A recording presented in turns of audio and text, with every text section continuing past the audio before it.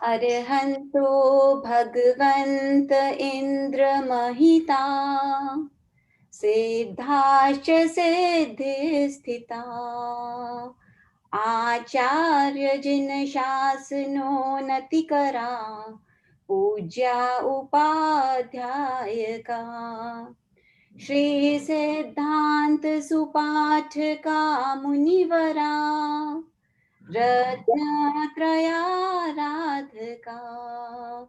पंचैते परमेष्ठिन प्रतिदिनं कुर्वन्तु नो मङ्गलम् कुर्वन्तु नो मङ्गलम्। श्रमण भगवान महावीर स्वामी को भावपूर्वक वंदन। उन्हीं की आज्ञा में विचरण करने वाले समस्त गुरु भगवंतों को भावपूर्वक वंदन और सभी श्रोतागण को सादर जय जिनेन्द्र। तो हम शुरू करते हैं। उत्तराध्ययन सूत्र प्रभु महावीर की अंतिम देशना। उत्तराध्ययन सूत्र के माध्यम से हम आज 8वें अध्ययन की चर्चा करने जा रहे हैं, जिसका नाम है कापिल्य। पूर्व में हमने 7 अध्ययनों की चर्चा की, जिसमें राग द्वेष कामभोग आदि से विरत होने का प्रयास किया गया था। और इस 8वें अध्ययन में हम लाभ और लोभ के चक्र को समझने का प्रयास करेंगे और हम कैसे लाभ और लोभ का चक्र दिखाकर धन के प्रति आसक्ति को समाप्त करने का प्रयास कर सकते हैं, यह इस अध्ययन में चर्चा की गई है। काम और लोभ संसार से मुक्ति प्राप्त करने में सबसे बड़े बाधक हैं। प्रभु फरमाते हैं, अगर संसार से मुक्त होना है, फिर जाना है, जन्म मरण के चक्र को मिटाना है, तो लाभ और लोभ दोनों को भी हमें छोड़ना होगा। वह कैसे छोड़ सकते हैं? लाभ और लोभ को छोड़ना यह कोई आसान बात नहीं है, लेकिन इसको छोड़ने का तरीका बताया है। व्यक्ति संयम रखे, विवेक रखे और विरक्ति का भाव रखे, तभी हम लाभ और लोभ के चक्र को समझ पाएंगे और उससे दूर हो सकेंगे। यह भी कहा गया है कि भोगों से उपरति और परिग्रह का सर्वथा त्याग ही संसार से मुक्ति प्राप्ति में सहायक होता है। तो कहने का मतलब है, इस अध्ययन का मूल संदेश यह है कि काम भोगों को देखकर भी साधक उन्हें अनदेखा करता रहे, उसकी उपेक्षा करता रहे, लाभ और लोभ के चक्कर में ना पड़े। तो देखते हैं आगे क्या चर्चा की गई है।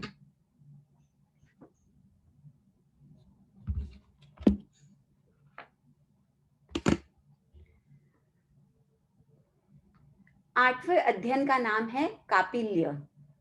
इस अध्ययन के वक्ता कपिल हैं। कपिल के पिता काश्यप 14 विद्याओं के ज्ञाता और कौशाम्बी नगरी की राजसभा के एक राजरत्न थे। बहुत ही ठाट बाट से वे राजसभा को जाते थे। अचानक ही काश्यप ब्राह्मण की मृत्यु हो जाने से उनकी पत्नी यशा और छोटी सी अवस्था अल्पवयस्क पुत्र कपिल अनाथ हो गए। राजा ने उनके स्थान पर दूसरे को नियुक्त कर दिया,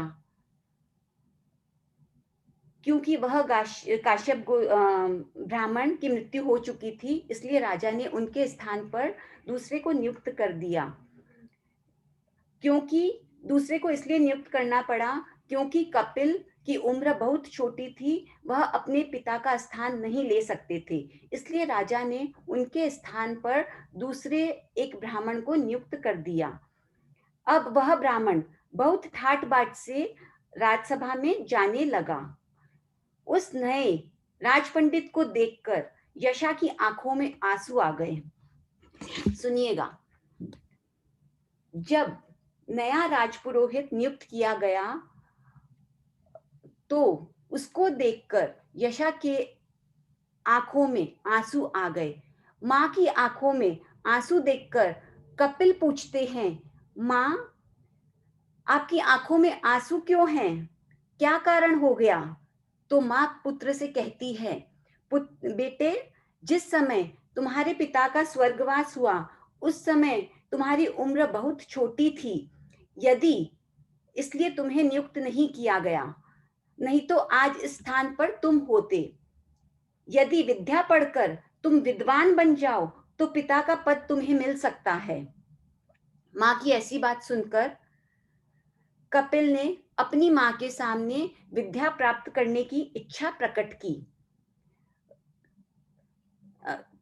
बोलते हैं, माँ, मैं पढ़ना चाहता हूँ और पढ़कर विद्वान बनकर इस स्थान को प्राप्त करना चाहता हूँ। तो माँ उत्तर देती है बेटे को, पुत्र, यहाँ कोई पंडित तुम्हें पढ़ाएगा नहीं। तुम्हारे पिता की विद्वता से सभी ईर्ष्या करते थे। कोई नहीं चाहता तुम अपने पिता का स्थान ले पाओ, इसलिए तुम्हें इस कौशाम्बी नगरी में तो कोई पढ़ाने वाला नहीं मिलेगा। तुम श्रावस्ती चले जाओ। वहां तुम्हारे पिता के मित्र इंद्रदत्त उपाध्याय हैं। वे तुम्हें ज्ञान देंगे, तुम्हें विद्वान बना सकते हैं। मां का आशीर्वाद प्राप्त कर कपिल श्रावस्ती नगरी पहुंचा। इंद्रदत्त उपाध्याय से मिला, जो कि उसके पिता के बहुत क्लोज फ्रेंड थे। अपना परिचय दिया कपिल ने।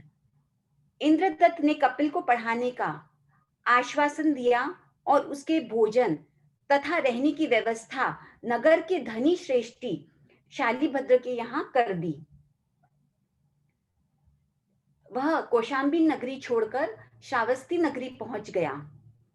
कपिल तो उसके रहने और खाने की व्यवस्था इंद्रदत्त उपाध्याय ने एक नगर सेठ शालीभद्र के यहाँ कर दी। श्रेष्ठी ने कपिल की सेवा के लिए एक दासी नियुक्त कर दी। कपिल की देखरेख करने के लिए सेठ शालीभद्र ने उसके लिए एक दासी नियुक्त कर दी। उसके लिए एक मेड सर्वेंट रख दी कि तुम कपिल का बराबर रहने खाने पीने की व्यवस्था का ध्यान रखना।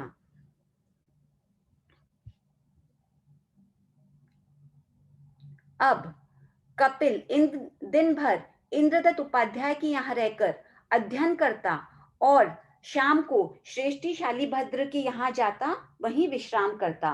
दिन भर पढ़ने के लिए जाता था उपाध्याय के पास और रात को सोने के लिए शालीभद्र के घर आता था।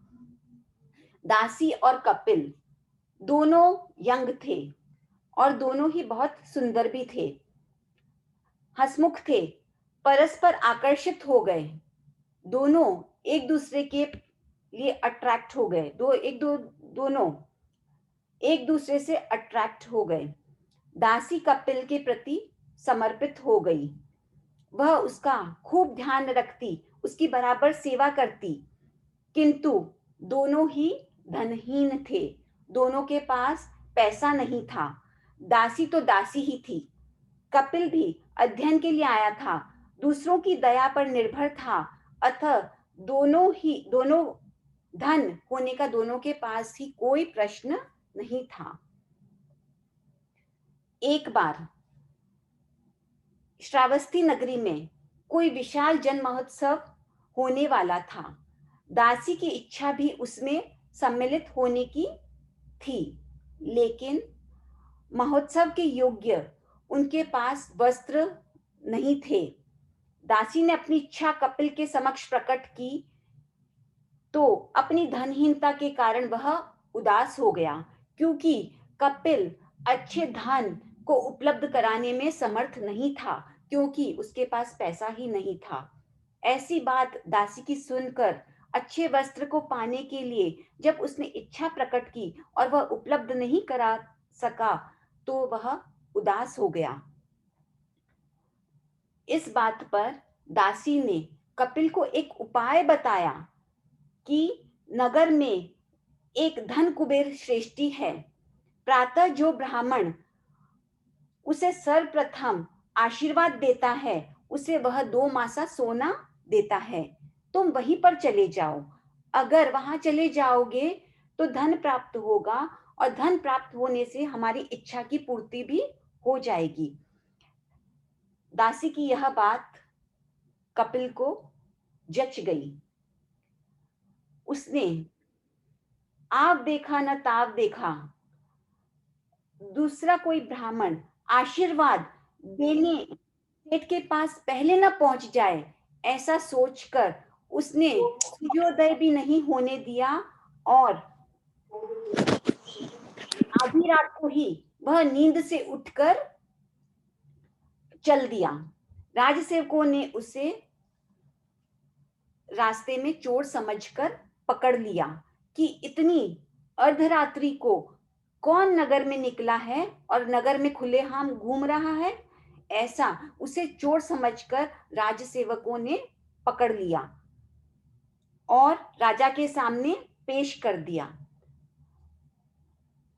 कपिल राजा के सामने पहुंचता है और राजा ने जब उसे पूछा, तुम आधी रात को नगर में कैसे घूम रहे हो, तो कपिल ने सारी बात सच सच बता दी। उसकी सरलता और सत्यवादिता से प्रभावित होकर राजा ने मन इच्छित धन मांगने का उसे वचन दिया। सुनिएगा ध्यान से, वेरी इंटरेस्टिंग। राजा कपिल से इतना इम्प्रेस हो गया क्योंकि उसने सच सच उसके दिल की सारी बात राजा को बता दी। ठीक है, राजा ने सुना, बहुत अच्छा लगा। फिर ऐसा सुनकर राजा ने बोला, कपिल, जो तुम्हारी इच्छा हो, मन इच्छित वस्तु तुम कोई भी मांगो मुझसे और मैं तुम्हें दूंगा। कुछ समय की मोहलत मांगकर कपिल राज उद्यान में एक स्थान पर बैठकर सोचने लगा कि राजा ने मुझसे इतनी बड़ी बात कह दी, तो मैं छोटी मोटी चीज मांगकर कैसे संतुष्ट हो जाऊं। मुझे कुछ बड़ा मांगना चाहिए। इसलिए उसने बोला राजा से, मुझे कुछ टाइम दीजिए और मैं सोचकर आपसे मांगूंगा। उद्यान में बगीचे में बैठा है, सोच रहा है, क्या मांगूं क्या मांगूं, कितना धन मांगूं, 100 मुद्राएं। फिर मन में आता है, इन 100 मुद्राओं से मेरा क्या होगा। 200 मुद्राएं। मन में फिर विचार आता है, यह भी कम है। इस तरह उसकी इच्छा बढ़ती गई। लाख, करोड़, स्वर्ण मुद्राएं भी कम मालूम हुई उसको। भवन और राजसभा तक उसकी तृष्णा दौड़ने लगी। 100 स्वर्ण मुद्राओं से शुरू हुआ, फिर सोचा 200, फिर सोचा लाख, फिर सोचा करोड़। उतना भी उसे पर्याप्त नहीं लगा। सोचने लगा, क्यों न मैं राजा से राज्य मांग लूं। वहां तक उसकी इच्छा दौड़ गई। तभी अपने चिंतन को रोका और सोचने लगा, 2 माशा स्वर्ण से पूर्ण होने वाला कार्य करोड़ स्वर्ण मुद्राओं से भी नहीं हो रहा। यह इच्छाओं का गड्ढा दुष्पुर है। यह तृष्णा कभी पूरी नहीं होने वाली। अपने चिंतन को वापस इस दिशा में मोड़ लेता है कि मैं क्या कर रहा हूं। मेरी इस तृष्णा का कोई अंत है? नहीं है। यह कभी समाप्त नहीं होने वाली। बस यहीं पर कपिल का मन विरक्त हो गया। राजा के पास आया और बोला, हे राजन, मुझे किसी भी वस्तु की इच्छा नहीं है। जो मुझे पाना था वो मैं पा चुका। इतना कहकर कपिल राजसभा से निकल गया और निर्ग्रंथ श्रमण बन गया। 6 मास तक वे कपिल छद्मस्त रहे और फिर केवली हो गए। सोचिए, इतनी तृष्णा, जिसके मन में इतना लोभ बढ़ता जा रहा था, एकदम से मन का चिंतन बदला और वे छद्मस्ते केवली हो गए। एक बार कपिल केवल श्रावस्ती और राजगृही के बीच फैले हुए 18 योजन के महारण्य वन में विहार कर रहे थे। 500 चोरों ने उन्हें घेर लिया। विहार करते करते चोरों ने उन्हें घेर लिया। तब कपिल केवली ने चोरों को भावपूर्ण उद्बोधन दिया, भावपूर्ण उनको समझाया, क्या कर रहे हो। चोरों को दिया हुआ वह उद्बोधन भी इस अध्ययन में संकलित है। आगे कहा जाएगा, देखते हैं किस रूप में वह आगे आता है। तो कहने का मतलब है, इस 8वें अध्ययन के वक्ता कपिल केवली कपिल हैं। लाभ और लोभ के चक्कर को इस अध्ययन के माध्यम से हम समझेंगे। जैसे कपिल लाभ और लोभ से मुक्त हो गए, हमें भी यह प्रेरणा मिलेगी इस अध्ययन से कि हम भी धीरे धीरे कैसे अपने मन को लाभ और लोभ से हटाकर संयम, विवेक और विरक्ति में लगा सकें। अब चलते हैं हम अध्ययन की तरफ। एक एक गाथा में क्या भगवान ने फरमाया है कपिल के माध्यम से देखते हैं।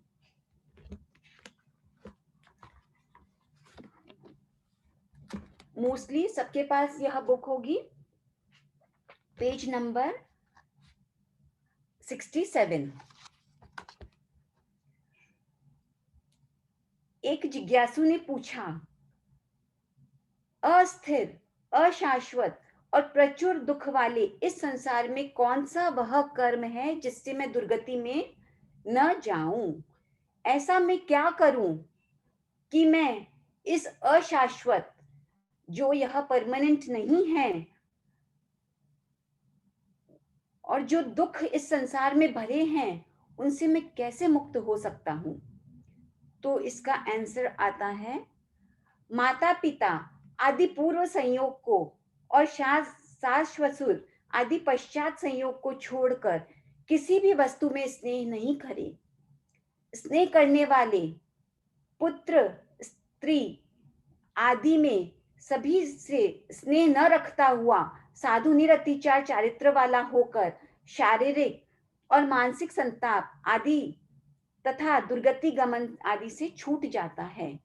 यानी बाह्य जो भी हमें दिख रहा है, माता पिता, पति पत्नी, पुत्र, परिजन, परिवार, पैसा, इन बाह्य चीजों में आसक्ति न रखते हुए, इनसे अपने आप को अलग रखते हुए हम अपनी आत्मा को दुर्गति से बचा सकते हैं। एक भजन के माध्यम से भी हम गाते हैं, ऐसी कृपा हो भगवन, जब प्राण तन से निकले, समाधि पूर्ण होवे, मुख से तेरा नाम निकले। ऐसी कृपा हो भगवन, पति पुत्र परिजन सभी से छूटे स्नेह, अंत समय में तेरा नाम रहे, जब प्राण तन से निकली। अंत समय में जब भी हमारे प्राण निकलने वाले हों, हमारा किसी से भी स्नेह, इतनी आसक्ति न रहे, प्रभु बस तेरा ही नाम मुख पर रहे, तभी हम दुर्गति से छूट सकते हैं। इसके बाद पूर्ण ज्ञान दर्शन सहित और मोह रहित मुनिवर सभी जीवों के हितकारी मोक्ष के लिए और उन्हें 8 कर्मों से छुड़ाने के लिए कहने लगे कि ज्ञान दर्शन सहित हो जाओ और मोह ममता रहित हो जाओ, तभी तुम 8 कर्मों से मुक्त हो सकते हो। साधु तथा विद, कर्म बंद कराने वाले सभी बाह्य और आभ्यंतर परिग्रह और क्लेश तथा अन्य कषायों को छोड़ देवें।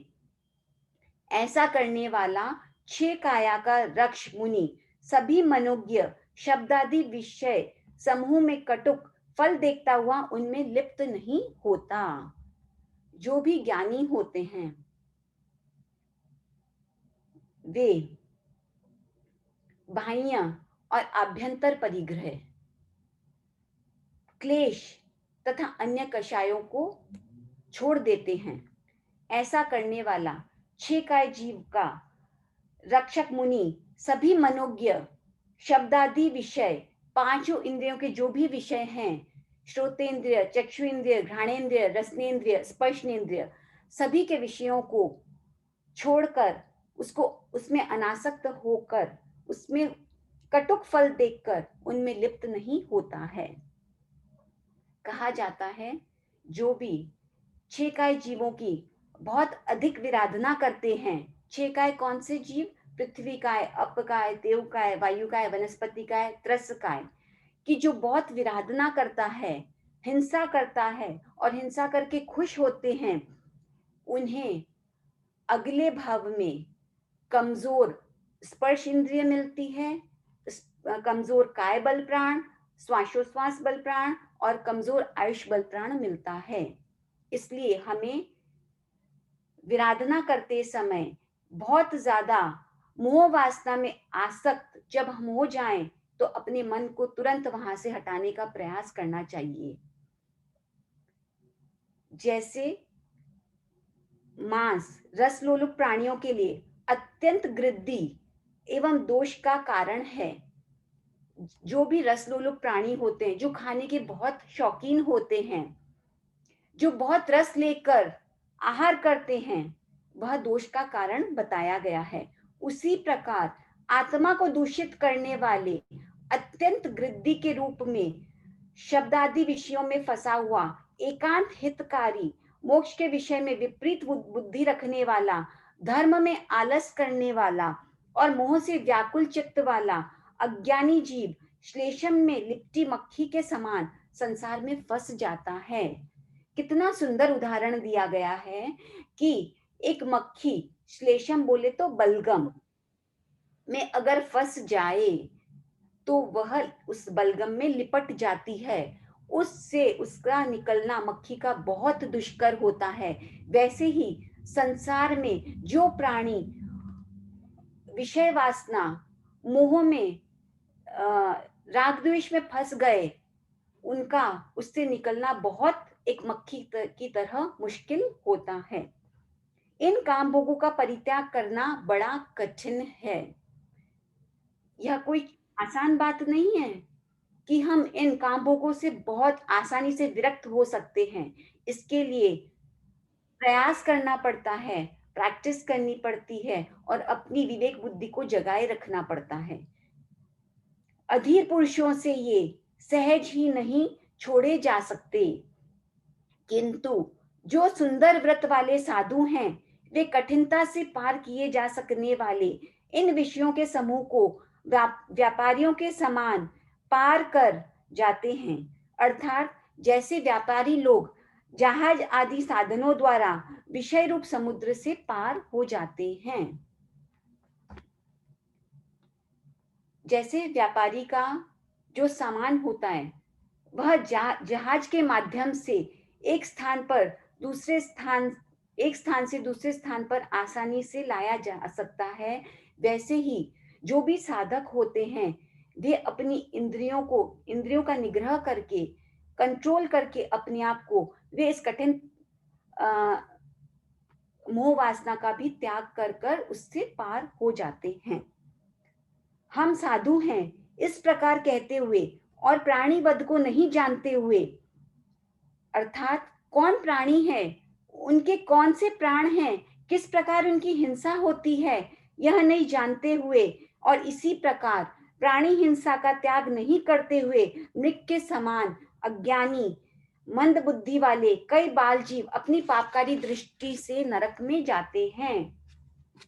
जो यह नहीं जानते कि प्राणी की हिंसा करने से दोष लगता है, दुर्गति होती है, वे इस संसार सागर से पार नहीं हो सकती और उन्हें दुर्गति का मेहमान बनना पड़ता है। जो पुरुष प्राणीवध का अनुमोदन भी करता है, करना कराना तो दूर की बात, वह कभी भी सभी दुखों से छूट नहीं सकता। जिन्होंने यह साधु धर्म कहा है, उस आर्य अर्थात तीर्थंकर महापुरुषों ने इस प्रकार फरमाया है। यहाँ यह जानने की बात है और जीवन में आचरण करने की बात है। देखिए, आज हम कोई हर पाप हम स्वयं नहीं करते, लेकिन हमारी आदत क्या होती है कि जो पाप कार्य कर रहा है उसकी अनुमोदना में हम पार्टिसिपेट सहज में ही कर जाते हैं, जिसका हमें कोई लेना देना भी नहीं है, लेकिन हम ऐसी अनुमोदना करते हैं उसकी कि उसका पाप हमें भी लग जाता है। जैसे किसी ने कोई गलत काम किया, उसे सजा मिलेगी, हमें पता है। हम उस व्यक्ति को नहीं जानते जिसने गलत काम किया, लेकिन हम अपनी फ्री की एडवाइस देते रहते हैं। अरे इसको तो फांसी मिल जानी चाहिए, अरे इसको तो ऐसा पनिशमेंट मिलना चाहिए, इसने ऐसा कर दिया वैसा कर दिया, इसका तो इसको तो मार डालना चाहिए। अरे हमारे बोलने से क्या होगा? हमारे बोलने से क्या, जो होना है वो होगा। हम क्यों उसके प्रति द्वेष भावना रखकर क्यों उसकी ऐसी एडवाइस दें?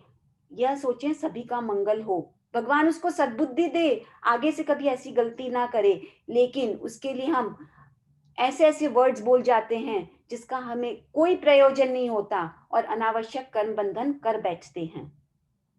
फ्री की एडवाइस देना बंद करें और अनावश्यक पापों से बचें। सोचें, यहाँ यह बोलने से मेरी आत्मा भारी तो नहीं हो रही?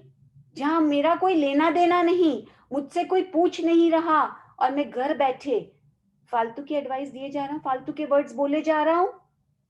क्या यह मेरे लिए हितकारी है?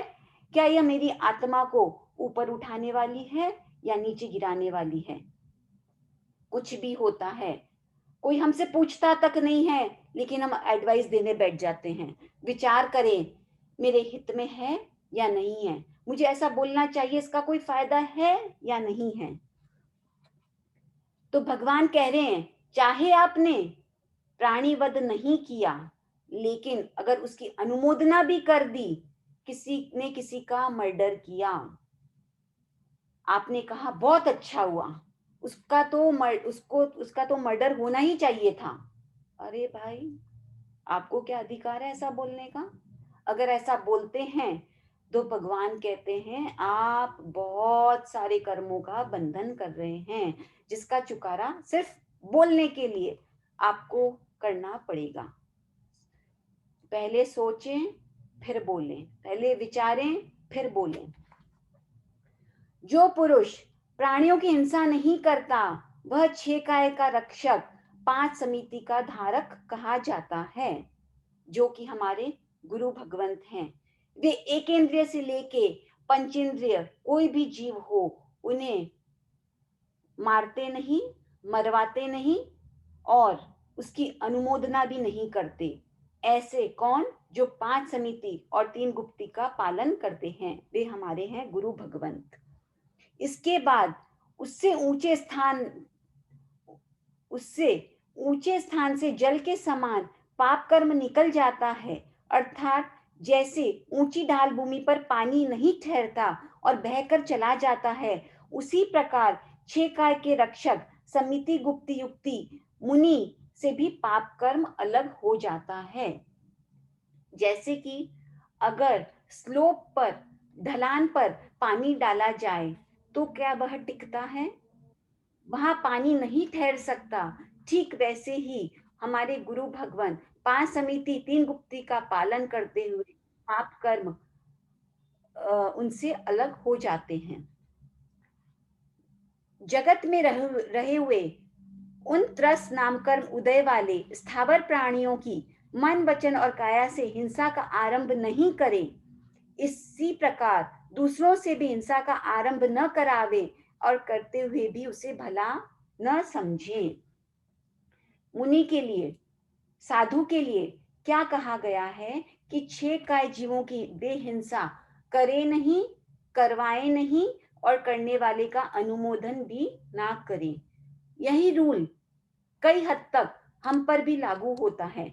ठीक है, हम संसार के हम संसार में हैं, 6 काय के जीवों की विराधना से पूरा कंप्लीट दूर नहीं हो सकते। हमें अपने आवश्यक काम तो करने ही पड़ेंगे।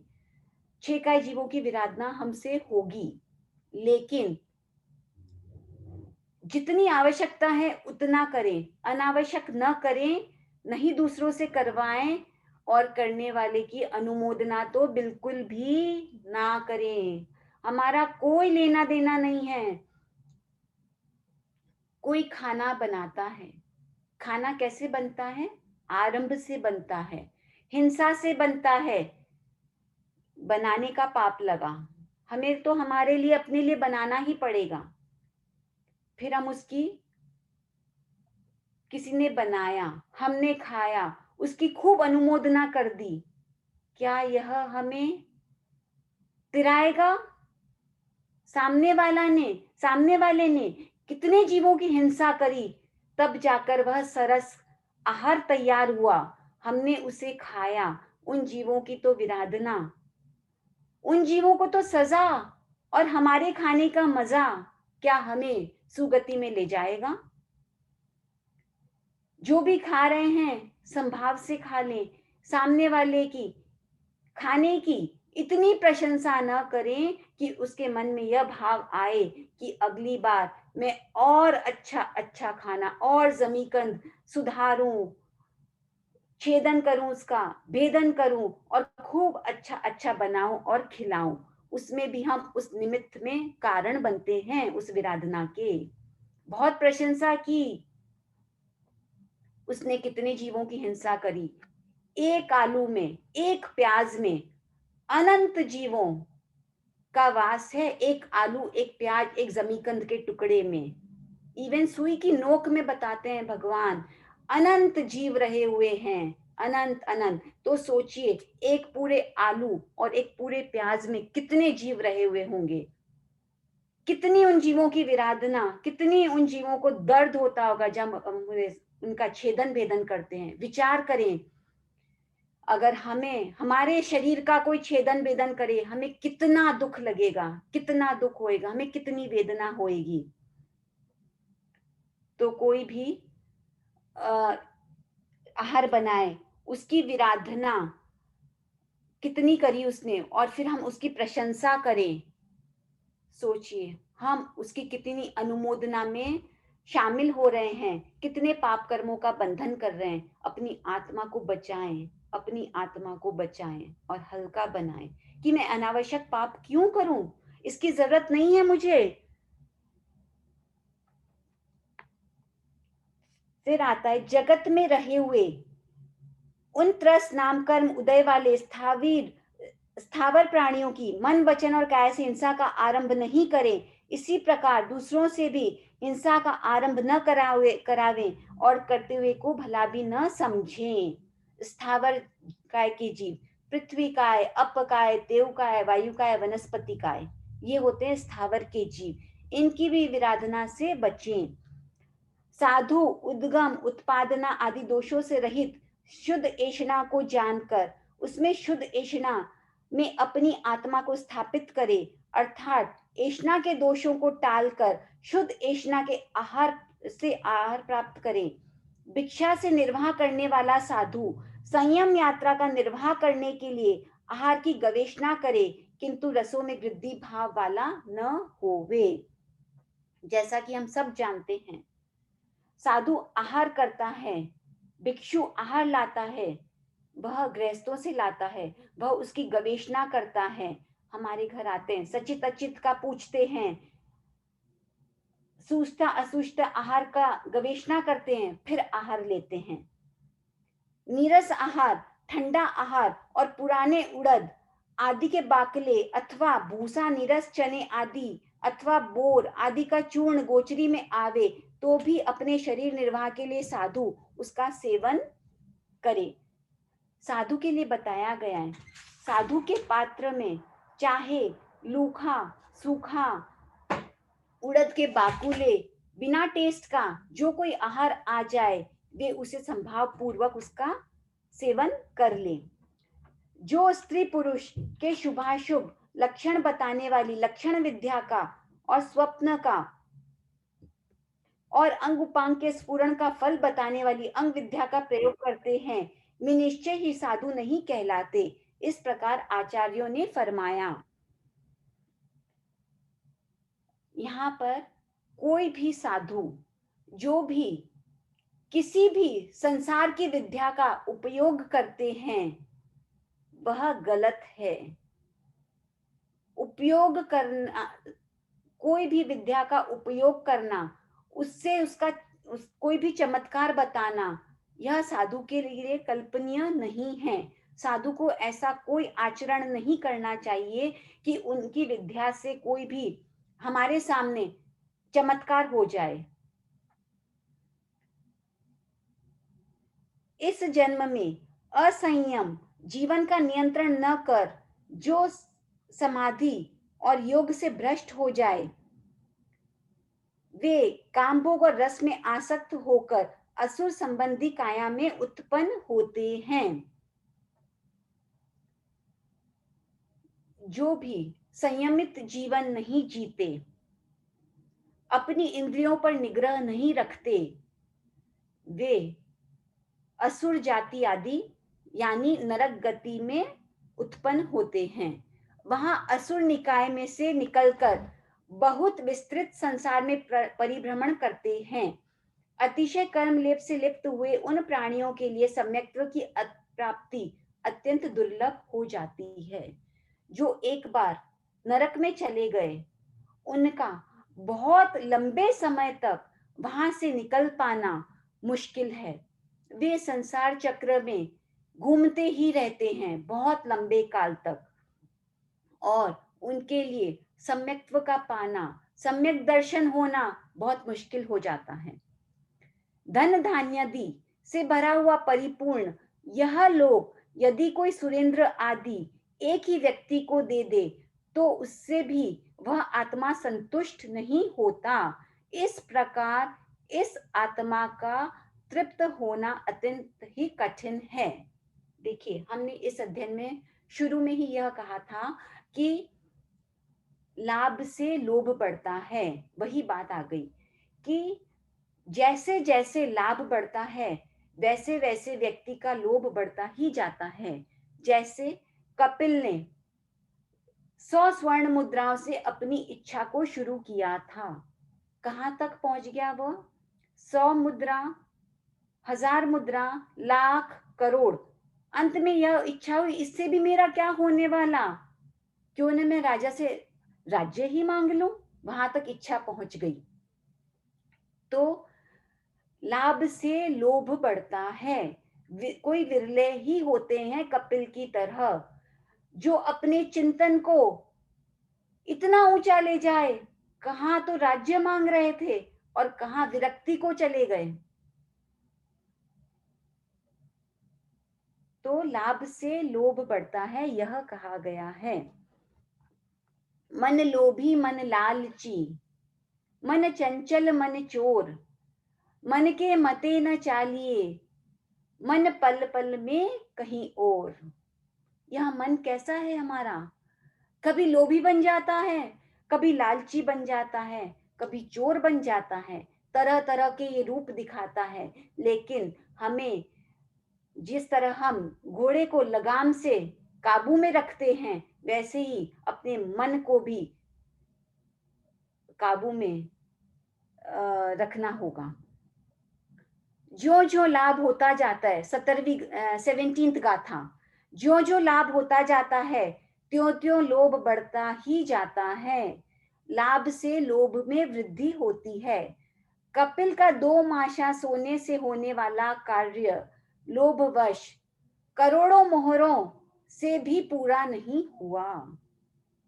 साधक को चाहिए कि पीन स्थल वाली चंचल चित राक्षसी रूप स्त्रियों से मूर्छित आसक्ति वाला न होवे, जो मोहक हाव भाव मधुर वाणी आदि से पुरुष को लुभाकर अपनी ओर आकर्षित कर बाद में उनके साथ दासों के जैसी क्रीड़ा करती है।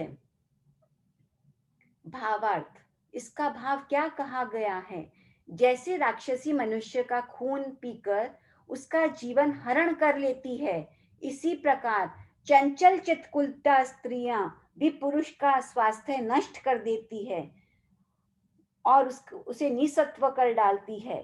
यही नहीं, ज्ञानादि स्वरूप तात्विक जीवन का भी ये नाश कर देती है।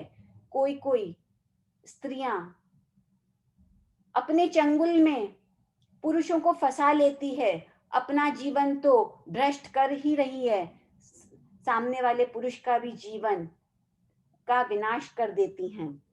मोहक हाव भाव तथा मधुर वचनों से पुरुष को लुभाकर उन्हें वश में कर लेती है और उसके बाद उसके साथ दास जैसा अपमानपूर्ण व्यवहार करती है। ऐसी स्त्रियां इस भाव में तो फन समझकर यह सब काम करती हैं, लेकिन जन्मों जन्मों तक इस कुकर्म का चुकारा करना पड़ता है। गृहस्थ आश्रम को छोड़कर संयमी बना हुआ भिक्षु स्त्रियों में कभी आसक्ति भाव न रखे, किंतु स्त्री संग त्याग कर उससे सदैव दूर ही रहे तथा इहलोक और परलोक में धर्म को ही हितकारी जानकर धर्म में अपनी आत्मा को स्थापित करे। इसीलिए भगवान ने ब्रह्मचर्य की नव वार्ड बताई है कि जो भी ब्रह्मचारी हों वे स्त्री पुरुष साथ में न रहे, पुरुष स्त्री के अंग उपांग को न निरखे, स्त्री पुरुष कोई स्त्री अगर मधुर गायन गा रही है उसके उन शब्दों में इतना आसक्त न हो जाए कि उसको कहीं ब्रह्मचर्य को खतरा हो सकता है। भगवान ने तो इतना कहा, अपने कानों भी स्त्री के मधुर वचनों से दूर रखें, स्त्री के रूप लावण्य से दूर रखें, स्त्री के संसर्ग से ब्रह्मचारी को दूर रहना चाहिए, क्योंकि कभी भी चंगुल में फंसकर उसका ब्रह्मचर्य नष्ट हो सकता है। इस प्रकार विशुद्ध प्रज्ञा वाले कपिल मुनि ने यह धर्म कहा है। जो इस धर्म का पालन करेंगे वे संसार सागर से तिर जाएंगे। उक्त धर्म का पालन करेंगे वे संसार सागर से तिर जाएंगे। उक्त धर्म का पालन करने वालों ने ही दोनों की आराधना की है और अर्थात उन्होंने इस लोक और परलोक को सफल किया है। ऐसा इस प्रकार मैं कहता हूँ। यह हुआ हमारा 8वां अध्ययन। तो कहने का मतलब है कि मूल इस अध्ययन में लाभ और लोभ की चर्चा की गई है कि जैसे जैसे व्यक्ति का लाभ बढ़ता है वैसे वैसे उसका लोभ बढ़ता ही जाता है। आज हम बिजनेस शुरू करते हैं, एक छोटे से सेटअप से हमारा बिजनेस शुरू हुआ था, आज उससे थोड़े सालों में हमने उसे ग्रो किया, ग्रो करते गए। आज हमारी इच्छा ऐसी है कि हम टॉप मोस्ट बिजनेसमैन बन जाएं और हमारे पास इनफ हो गया, लेकिन क्या हमारी तृष्णा शांत हुई? कोई भी यह कहेगा मैंने अपने जीवन काल के लिए इनफ कमा लिया, अब मैं अपनी आत्मा को अध्यात्म में लगाना चाहता हूँ, धर्म की तरफ ले जाना चाहता हूँ, कभी यह मन में आती है हमारे? नहीं, क्योंकि लाभ हुआ, लाभ से हमारा लोभ बढ़ता ही जा रहा है। इसलिए मन को हमें समझाना पड़ेगा कपिल की तरह कि बस इनफ, मेरे अपने जीव के लिए तो बहुत हो गया, अब मुझे इस जन्म में धन की कमाई कर ली, अब मैं धर्म की कमाई करूंगा। तो कम से कम हमें अब अपनी जैसे जैसे एज बढ़ रही है वैसे वैसा अपना लक्ष्य भी धर्म की ओर बढ़ना चाहिए, न कि संसार की तरफ। हमारा लक्ष्य अध्यात्म की ओर बढ़े, न कि संसार की तरफ। As we are growing we should be moving towards dharma, धर्म की भावना हम में प्रबल होती जाए। इसी शुभ भावना के साथ आज का हमारा यह सेशन हुआ। आगमे तिव्ये पणते तंझा सुत्तागे मथागमे तदुभयागमे, इस प्रकार तीन आगम ज्ञान के विषय में जो गति दोष लगाओ तो आलम जम वैद्यो बच्चा मिले मीना खरम अच्छा करम पैनम विनयम जोगिनम सुटुनम दुटु पड़ीचम अकाले कौस जो काले न कौस सच्चा असच्चा सच्चाई सच्चाई न सच्चाई बनता गुणता विचारता ज्ञान और ज्ञानवान पुरुषों की जो भी कोई अविनाशात्मा हुई हो तो तस्मिच्छामि दुक्कडम। जय जिनेन्द्र। जय जिनेन्द्र श्वेता, बहुत ही अच्छा लगा, बहुत ही आनंद आया। Thank you so much. गुरु कृपा पृथ्वी भी। अभी शमनी जी ज्वाइन करेंगे तो सब स्टे।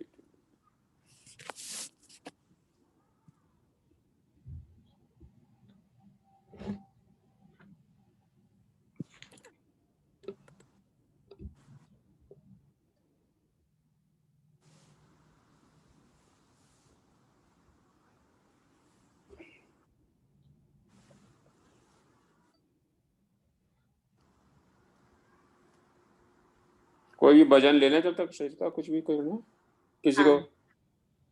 कोई आपस में अपन चर्चा करें कुछ। सबसे पहले तो आज अपने पास thank you so much all for joining today session. प्रभु की वाणी इतनी सुंदर वाणी है कि इससे हम, ये जो बुक है वेरी इजी लैंग्वेज, किसी को भी और चाहिए जो भी इंटरेस्ट रखना चाहते हैं, हमारे पास अभी 8-10 बुक्स हैं। कोई भी लेना चाहे जो इंटरेस्ट रखते हैं जरूर से लें और इसे पढ़ें और इसका यूज करें। इतनी इजी बुक है, इजी लैंग्वेज में है यह बुक। अगर आप पढ़ेंगे आपको बहुत इंटरेस्ट आएगा और प्रभु महावीर की अंतिम वाणी को सुनने और जानने और जीवन में उतारने का लक्ष्य हमारा बन सकता है अगर हम पढ़ेंगे जानेंगे तब। Thank you all for joining. और कोई कुछ बोलना चाहें?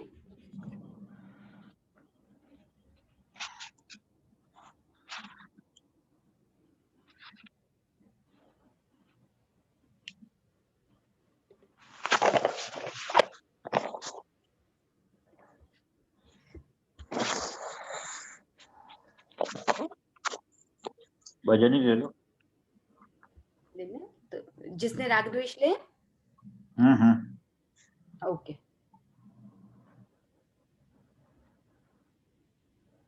जिसने राग द्वेष कामादिक जीते सब जग जान लिया, सब जीवों को मोक्ष मार्ग का निष्प्रय उपदेश दिया।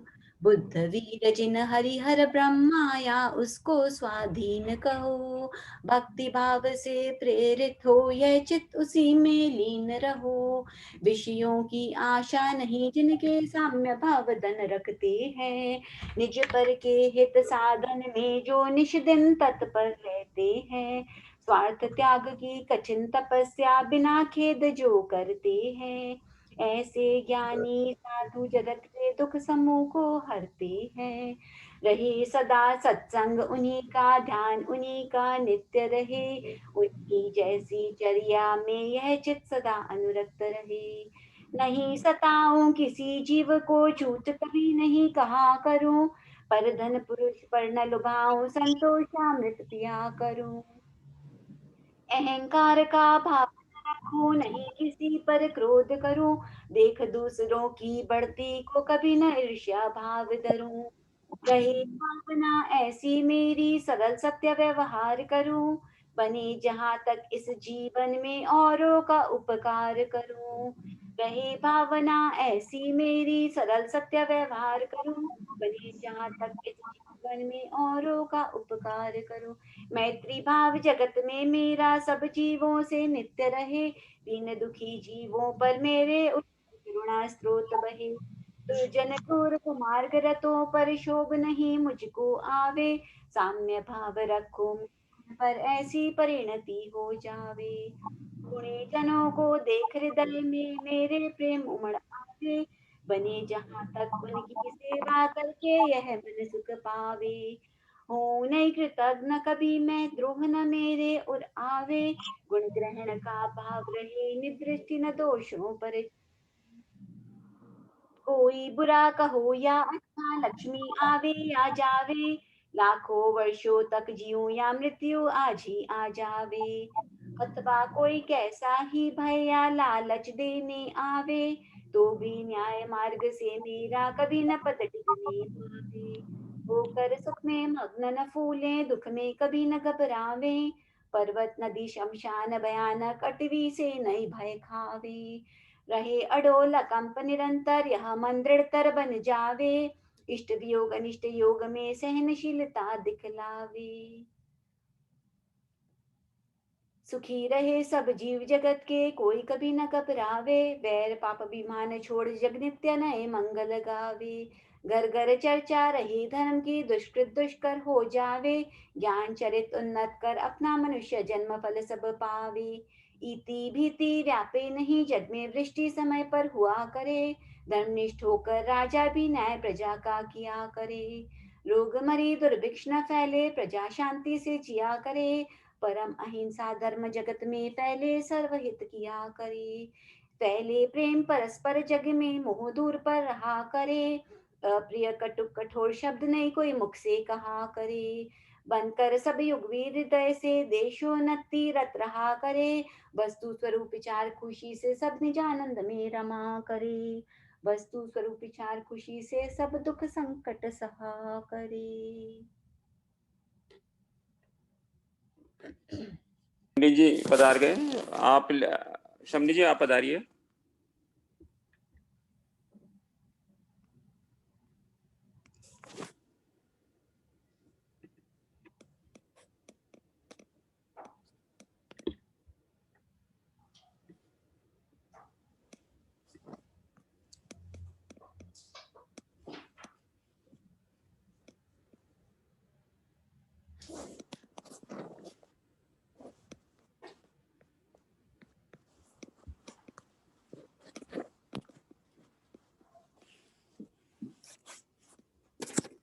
शमनी जी आप बंदामी शमनी जी।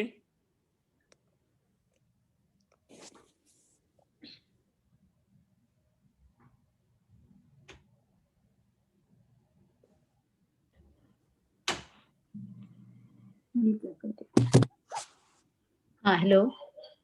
हाँ बंदामी शमनी। हाँ हाँ हाँ हाँ ठीक है।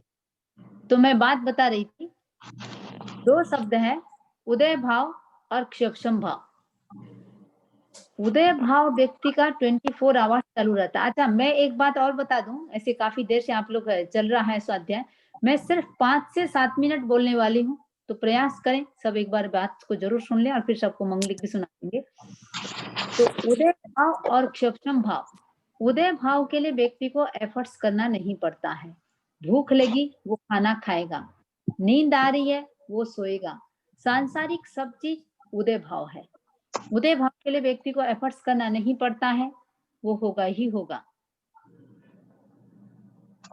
हाँ, क्षक्षम भाव के लिए व्यक्ति को एफर्ट्स करना पड़ता है, सामायिक करनी है, वो उदय भाव नहीं है, वो क्षक्षम भाव है। तो उसके लिए आपको अलग से सामायिक करनी है, तो उसके लिए आपको अलग से वो करना पड़ेगा।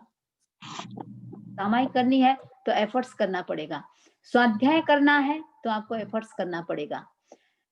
सांसारिक सब चीज हर व्यक्ति को करना पड़ता है, जॉब करना है, खाना खाना है, कोई मोटिवेट करे ना करे, उसमें हर व्यक्ति अपना एफर्ट्स करेगा और करता ही है। रही बात उसके अलावा हमको एफर्ट्स क्या क्या करना है, 3 दिशा में एफर्ट्स करना है, ज्ञान के क्षेत्र में, दर्शन के क्षेत्र में और चारित्र के क्षेत्र में। इनमें भी मूल है हमारा दर्शन।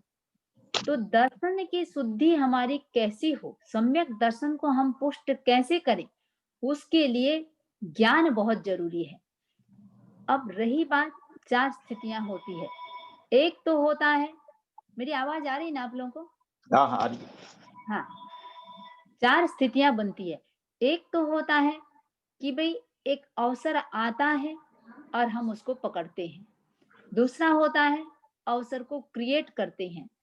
तीसरा होता है हमको अवसर से कोई लेना न देना, जैसा रूटीन चल रहा है वैसा चल रहा। और चौथा होता है, एक तो अवसर क्रिएट कर रहे हैं, जो अवसर आ रहा है उसको पकड़ रहे हैं और अवसर से हमको कोई लेना देना नहीं। और जो भी और एक भी अपन सिचुएशन बन सकता है। मूल बात है अवसर क्रिएट करें या ना करें, कम से कम जो अवसर आ रहा है उसको हम चुके नहीं, उसको कैसे पकड़ें। तो अब रही बात सम्यक दर्शन को हमको पुष्ट करना है तो ज्ञान बहुत जरूरी है। तो ज्ञान के लिए एक अवसर आपके सामने हम क्रिएट किए हैं। 18 महीने में 18 पुस्तकों का स्वाध्याय। तो ज्ञान के विकास के लिए छोटी पुस्तकें, बहुत छोटी छोटी 100-100 पेज की छोटी छोटी पुस्तकें, और हर महीने का पहले आप लोग तैयारी करेंगे। उसका ओपन बुक क्विज कंपटीशन रख रहे हैं। ओपन आपका डिस्कशन कर सकते हैं, ओपन बुक कर सकते हैं, आप ग्रुप डिस्कशन कर सकते हैं। तो हर महीने का पहला सैटरडे 3 घंटे का आपके पास समय रहेगा। 60 ही क्वेश्चन रहेंगे, 30 मल्टीपल चॉइस रहेगा और 30 आपका ट्रू फॉल्स। तो उसमें भी आपको बहुत ज्यादा दिमाग लगाने की जरूरत नहीं है।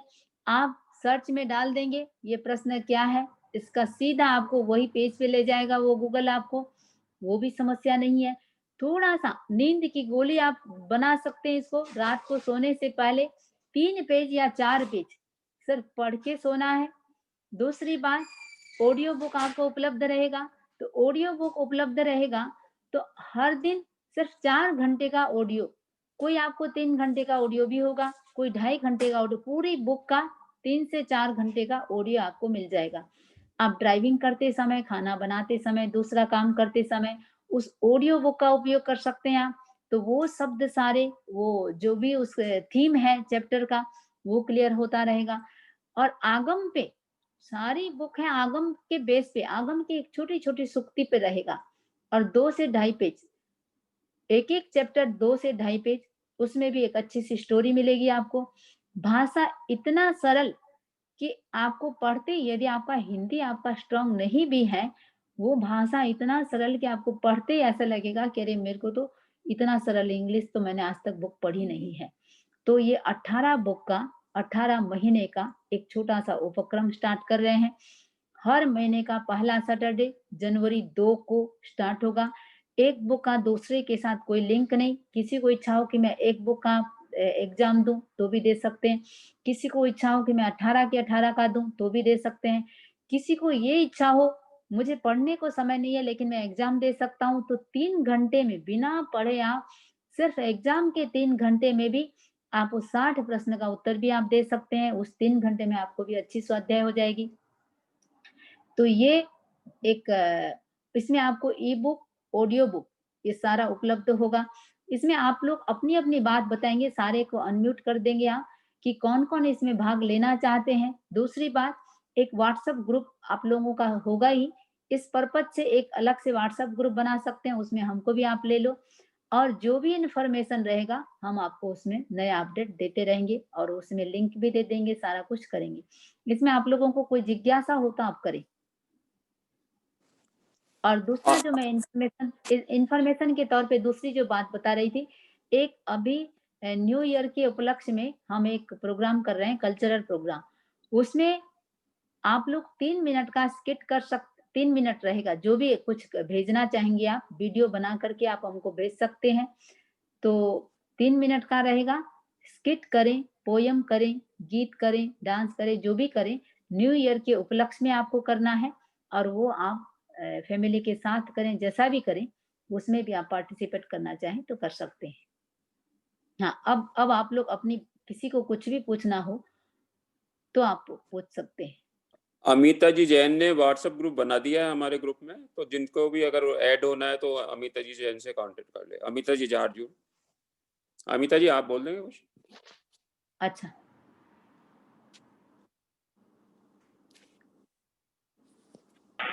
हेलो, वंदानी नमस्कार। हाँ, ये ग्रुप महाराज साहब ने ही बनवाया है, तो जिसको भी इसमें महाराज साहब ने जो अभी बताया है कि ये ज्ञान वृद्धि करने के लिए, आगम का ज्ञान प्राप्त करने के लिए जिसको भी ज्वाइन होना है वो एक पर्सनल मैसेज भेज दें तो हम उसमें उनको ऐड कर देंगे। हमारे साथ कोई भी इससे रिलेटेड जो भी है, आप ई बुक वगैरह जब भी आपके पास अवेलेबल हो, आप हमें इसमें प्लीज जैसे आप शेयर करेंगे। बिल्कुल बिल्कुल। और एक जो मैंने बात कही थी, संबोधि ऐप है, उसमें 18 के 18 पुस्तक आपको फ्री डाउनलोड कर सकते हैं। अभी तो हम एक बार आपको एक बुक ई बुक दे देंगे, लेकिन आप 18 की 18 फ्री डाउनलोड उस ऐप में कर सकते हैं। उसी ऐप में आपको एग्जाम भी देना है, तो नाम है उसका संबोधि ऐप। वो मैंने बताया था अपडेट हो रहा है, मे बी आज और कल के भीतर वो अपडेट भी हो जाएगा सारा, और वेडनेसडे तो एनी हाउ अपने पास आ जाएगा वो अपडेट होके। अच्छा, दूसरी बात देखो, आप किसी को भी कम से कम यहाँ अभी जो 29 जने 28 जने हैं, कोई ये मत सोचो कि मुझे समय नहीं मिलता है। समय मिलता नहीं है, किसी को भी समय निकाला जाता है, तो इसलिए ये दिमाग से निकाल दो कि समय नहीं है।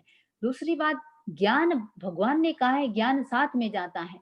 तो आपको अभी लगता है कि मुझे याद नहीं होता या मुझे रुचि तो रहती है, समय नहीं मिलता, ये सारा की सारा अपन अभी एफर्ट्स करेंगे तो अगले भाव में ज्ञान का इतना क्षोभम होगा, तो ये 18 महीने का अवसर मैं सोचती हूँ किसी को चुकना नहीं चाहिए। हाँ, इसमें वो भी रखा है कि व्यक्ति को कैसे प्रोत्साहित हो, प्रोत्साहन के तौर पे भी फर्स्ट सेकंड थर्ड का भी रखे हैं। जो ऐसा लगे कि मैं फर्स्ट सेकंड थर्ड तो मुझे संभव नहीं है, तो वो भी स्कोप रखे हैं कि 18 की 18 पुस्तकों का कोई एग्जाम देते हैं, 70% लाते हैं उनको विशेष सम्मानित किया जाएगा, 80% वाले को और अधिक सम्मानित किया जाएगा। तो काफी सारी चीजें हैं। एक सर्टिफिकेट सबको मिलेगा कि भाई हम कितना नाम भी रखा है उसका, करें आत्मोत्थान बने वर्धमान। आत्मा का विकास करना है और हमको वर्धमान महावीर बनना है, तो एक अच्छी अपॉर्चुनिटी है। देखो, मैं सोचती हूँ किसी को भी वंचित नहीं रहना है, उम्र नहीं देखना है। उम्र, आत्मा का उम्र होता नहीं है। ये मत सोचो मैं 50 का हूँ, 60 का हो गया, अब और क्या करूं। आत्मा हमेशा अपडेट रहती है। आत्मा न बच्चा है न युवा है, कुछ भी नहीं है, तो वो भी नहीं सोचना है। रही बात मेमोरी की, उसको भी जरूरत नहीं है, सिर्फ कॉन्सेप्ट क्लियर रखना है ताकि आप उस समय 3 घंटे में आप अपना खोज करके लिख सकते हैं। अब आप बोलिए, कौन कौन खुद से बोलते हैं कि समणी जी मैं इसमें पार्टिसिपेट करने की इच्छा है। समणी जी, कुछ लोग अभी भी ज्वाइन हुए हैं, 5-1 लोग, तो एक बार आप 2 लाइन में बोल दीजिए आपकी स्कीम जो है ना। तो मैं बात ये बता रही हूँ कि 18 पुस्तकों का एक छोटा सा कंपटीशन करने जा रहे हैं। 18 महीना, हर महीना से जिनको ऐसा लगे हमको जनवरी में समय नहीं है, तो आप फरवरी का, केवल फरवरी का देना चाहें तो भी दे सकते हैं। बुक ऐसा है कि आपको पर्सनैलिटी डेवलपमेंट के लिए अलग से कोई सेशन लेने की जरूरत नहीं रहेगी। अब जैसे जो सेकेंड बुक है उसके लिए मैं कहना चाहूंगी, आओ जीना सीखें, कैसे चलना, कैसे उठना, कैसे बैठना, 12, सिर्फ 12 उसमें टॉपिक है, और कैसे सोना, कैसे उठना, कैसे बैठना, कैसे खाना। इतना सुंदर आप लोगों को लगेगा। मतलब मैं जब रीड कर रही थी तो भी लगा कि अरे, एक पुस्तक से मेरी सोच की दिशा यदि बदल रही है, तो 12 पुस्तक से तो आपका लाइफस्टाइल ही चेंज हो जाएगा। और घर की एक सुख शांति जो बोलते हैं, लगेगा कि अरे हमको एक्स्ट्रा कुछ मंत्र की आवश्यकता नहीं है, किसी के पास जाने की आवश्यकता नहीं है, ना कोई क्लास ज्वाइन की आवश्यकता नहीं है। इतना आप लोगों को आनंद आ जाएगा। तो ये 18 पुस्तकों का हर महीने का पहले सैटरडे को होगा, 3 घंटे का समय रहेगा। आप सबमिट 20 मिनट में भी कर सकते हैं, जरूरी नहीं है, क्योंकि 30 ही क्वेश्चन रहेंगे। कॉन्सेप्ट क्लियर रहेगा तो फटाफट आप कहीं से भी पुस्तक पलट करके फटाफट आंसर भी आपको मिल जाएगा। ऑडियो बुक रहेगा, ई बुक रहेगा, रजिस्ट्रेशन आपको कर लेना है। आप ग्रुप डिस्कशन कर सकते हैं, आप जूम में साथ में मिलके कर सकते हैं, आप फैमिली के साथ कर सकते हैं। तो एक व्यक्ति भी यदि पढ़ करके 4 व्यक्ति मिले और उस समय सब हेल्प करें तो भी कर सकते हैं। लेकिन प्रयास करें कि एनी हाउ मुझे इसमें पार्टिसिपेट करना ही है, और समय नहीं मिलता 15 मिनट रात को 10 बजे सोते हैं तो 10:15 सोएंगे, लेकिन हम 4 पेज पढ़ के सोएंगे। खाली इतना ही टारगेट बनाना है। मैं दिन भर के रूटीन को आपको डिस्टर्ब नहीं करूंगी। नींद एक ऐसी चीज है, बढ़ाओ तो बढ़ेगी और घटाओ तो घटेगी। तो 15 मिनट नींद का सिर्फ संवरण कर लें। आप 12 बजे सोते हैं तो 12:15 बजे सो जाए, 4 पेज रात को पढ़ के सोना, बस। ठीक है। अब बोलिए, अब किसी को कुछ भी बोलना हो और स्वयं भाग लें, दूसरों को पार्टिसिपेट करवाएं, दलाली करें। खाली दलाली से भी कितने कर्मों की निर्जरा हो जाती है।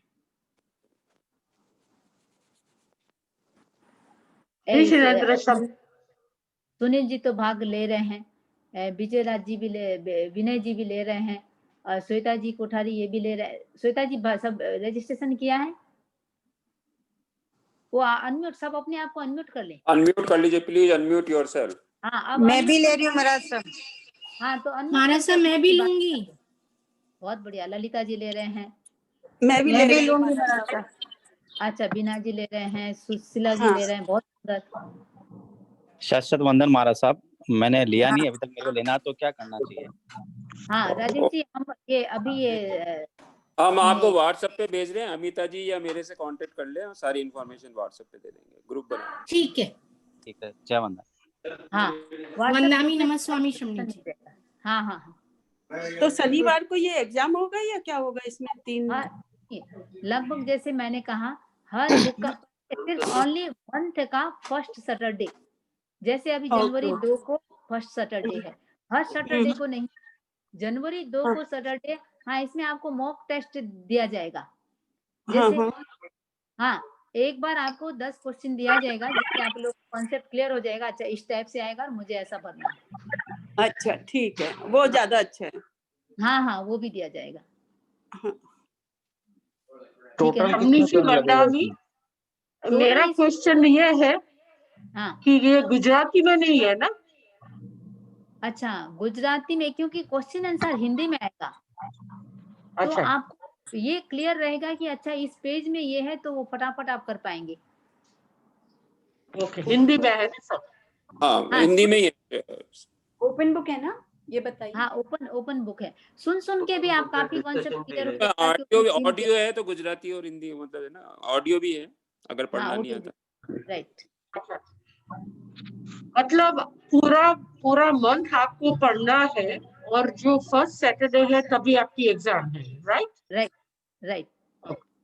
और एग्जाम में 3 घंटे का टाइम है, पर वो आप 20 मिनट में भी कर सकते हो, 1 घंटे में भी कर सकते हो, इट्स अप टू यू। और क्या टाइम से होगा वो? 60 क्वेश्चन है, 30 multiple choice and 30 yes and no. Time अपना 9:30 से 12:30 यहाँ का, इंडिया का ये सॉरी यूएस का 9:30 12:30 तक। Okay good. बहुत, मैं एक बात बताती हूँ, पुस्तक पढ़ोगे तो आनंद आ जाएगा, एक पढ़ोगे नशा ऐसा हो जाएगा कि आप 17 छोड़ नहीं पाएंगे। और ये बुक कैसे मिलेगी अपने ये को? आपको ये जो व्हाट्सएप ग्रुप बोल रहे हैं इसी में सारा आपको मिल जाएगा। अच्छा वो संबोधि ऐप भी उसमें दे देंगे, उसका लिंक दे देंगे। हाँ वो तो आ गया है, बट उसमें ही बुक आ जाएगा। उसी में सारा 18 के 18 बुक मिल जाएगा। 18 का सीक्वेंस पता चल जाएगा। जिनको लगा कि हम जनवरी में तो हम तैयारी नहीं कर पाए, लेकिन फरवरी का देंगे, तो भी आप फरवरी का भी दे सकते हो बिना जनवरी का दिए। अच्छा, जिनको एक देना है एक दे सकते हो, बीच में ज्वाइन होना है बीच में दे सकते हो, सारा करना है सारा कर सकते हो, सारी आप बिल्कुल फ्लेक्सिबिलिटी है। वाह बहुत ही अच्छा महाराज साहब, मतलब आनंद आएगा। हाँ बिल्कुल एकदम आनंद आ जाएगा। बस इसमें कुछ पूछने हो तो आपसे व्हाट्सएप कर सकते हैं। आप हमको व्हाट्सएप में उस ग्रुप में भी पूछ सकते हो, ताकि वो जिज्ञासाएं सबकी क्लियर हो जाए। आपको लगे कि नहीं मैं अलग पूछना चाहती हूँ, अलग से पूछ सकते हो। आप लोगों को जूम मीटिंग करना हो तो आपका नंबर कहाँ मिलेगा, फोन नंबर? हमारे ग्रुप में राइट। मैं तो ये समझती हूँ कि ये जो हमें एक अपॉर्चुनिटी मिली है, ये जो पठन अध्ययन जो भी अपने जिन वाणी का करने का, मैं सब वो एक बहुत बड़ी अपॉर्चुनिटी है। मार्क्स लाना नहीं लाना ये सारी चीजें तो आई थिंक बहुत ये नहीं अमिता जी एक बात सुनो। अमिता जी स्वाध्याय तो लक्ष्य है, लेकिन वो होता है ना मैं बेस्ट से बेस्ट करूं। वो हमारे साथ इतने लोगों के साथ जुड़ेंगे ना, जब अपने आप जब एक कलेक्टिव करता है कोई आदमी कोई भी काम, मैंने देखा बच्चों को भी अपन ने सिखाया, जब भी साथ में मिलकर कराते हैं ना, तो वो एक प्रतिस्पर्धा या जो भी बोलिए एक कोई भी चीज करने की रुचि बढ़ जाती है। तो ये आप लोगों ने बहुत बढ़िया मतलब हम लोग को लाभ दिया है। हम इसमें जितना भी कर सकेंगे वो ही बहुत बड़ी बात है। मतलब ये कुछ जुड़ना है बहुत बड़ी बात है, और उसको जुड़ाने के लिए बहुत बहुत धन्यवाद, बहुत बहुत आभार। तो मैं सोचती हूँ अभी अपन 29 जने हैं इसमें, मेरे को छोड़ करके सारे की सारे इसमें किसी को भी वंचित नहीं रहना। ट्रायल करो, देखो आप सबके सब लोगों कोशिश करूंगी नहीं, हैव टू डू, मुझे एनी हाउ जॉइंट होना ही है।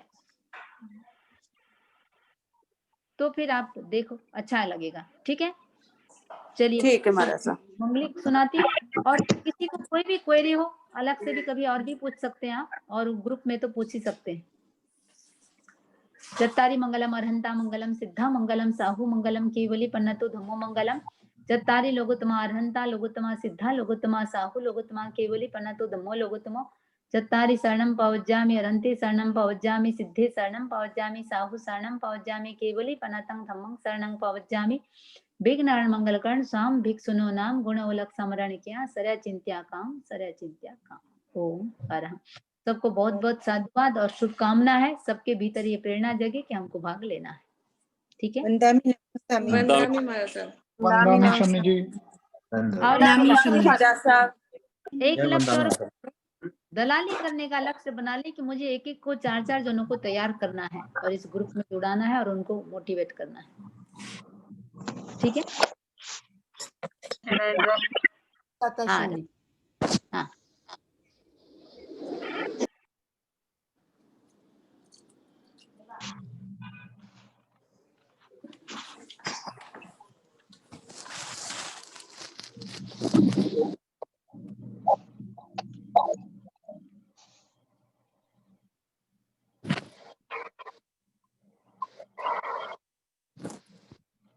हाँ सर, सुनील जी और कुछ? हाँ नहीं बस साहब, बस अगर किसी को बुक्स चाहिए तो प्लीज हमें बताएं। और जरा इसका ग्रुप में भी डाल देना अपने डिटेल्स हाँ, जो भी हैं, हाँ, तो वहां से फॉलो कर लेंगे, और किसको ज्वाइन करना है वो डिटेल्स भी आ जाए। हाँ, जिन्हें भी इंटरेस्ट हो ज्वाइन करें हाँ तो बुक हाँ लें और उसका हाँ, असाइनमेंट करें। ठीक है। एक अमिता जी का भी नंबर डाल दीजिएगा उसमें, क्योंकि वो वही ग्रुप मैनेज कर रही है।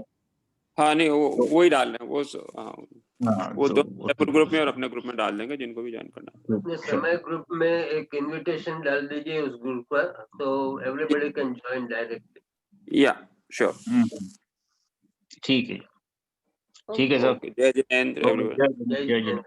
जय जिनेंद्र। जय जिनेंद्र। जय जिनेंद्र। जय जिनेंद्र।